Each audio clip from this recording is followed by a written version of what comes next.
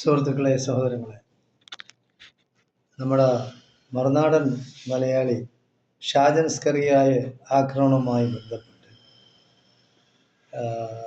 RSSകാരനായ യുവരാജ് ഗോകുൽ പൊട്ടിത്തെറിക്കുന്നുണ്ട്.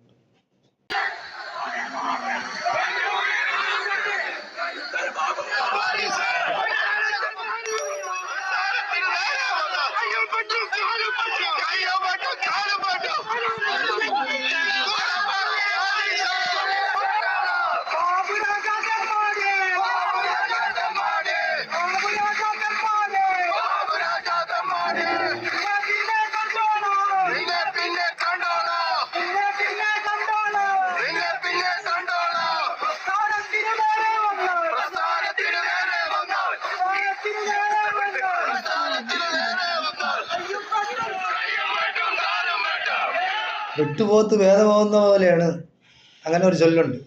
അതുപോലെയാണ് ഇവര് ഈ സംഘപരിവാറുകാർ പറയുന്നത്. ശാരീരികമായി ആക്രമിച്ച് ആളുകളെ നിശബ്ദരാക്കുന്ന പാർട്ടിയാണ് RSSും സംഘപരിവാറുകാരും. അപ്പോൾ അവനെല്ലാം താങ്ങുന്ന ഷാജൻ സ്കറിയായി ആക്രമിച്ചപ്പോഴത്തേക്ക് പിന്നെ എന്താണ് പറയുന്നത്? ഇങ്ങനെ ആകാൻ പാടില്ല, ശാരീരികമായി ആക്രമിക്കുന്നതിന് ഇവിടെ മാധ്യമ സ്വാതന്ത്ര്യം ഹനിക്കപ്പെട്ടിരിക്കുന്നു. ഇന്ത്യയിൽ എന്താണ് മാധ്യമ സ്വാതന്ത്ര്യം ഉള്ളത്?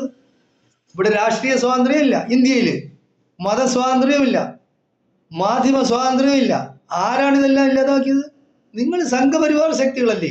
BJPയും RSSും എന്നാണോ ഇന്ത്യയിൽ പിടിമുറുക്കിയത്, ഭരണാധികാരം കൈയാളിയത്, അന്ന് തൊട്ട് ഇവിടെയുള്ള സ്ത്രീ സ്വാതന്ത്ര്യം പോയി, ഇവിടെയുള്ള മാധ്യമ സ്വാതന്ത്ര്യം പോയി, ഇവിടെയുള്ള മതസ്വാതന്ത്ര്യം പോയി, ഇവിടെയുള്ള രാഷ്ട്രീയ സ്വാതന്ത്ര്യം പോയി.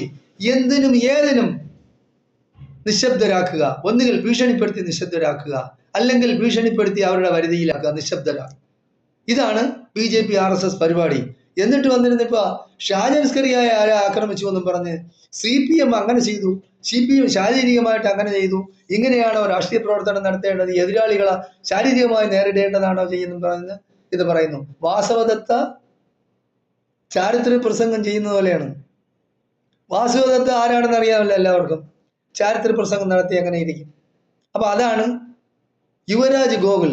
എവരെല്ലാം എന്താണ് ഇവിടെ ഗോകുലും ഗീകുലും ഒക്കെ ഇവിടെ വളർന്നത്? BJPക്കാരൻ അധികാരത്തിൽ വന്നപ്പോൾ ഇവിടെ എന്തും നടത്താം, എന്തും സംസാരിക്കാം, എന്തും പറയാം. കൈ വെട്ടും, കയ്യും വെട്ടും, കാലും വെട്ടും, വേണ്ടി വന്നാൽ തലയും വെട്ടും എന്ന് മുദ്രാവാക്യം വിളിക്കുന്നവന്മാരാണ് ഈ സംഘപരിവാർ ശക്തികൾ. അതായത് അവരെ എതിർക്കുകയോ അവരുടെ പക്ഷം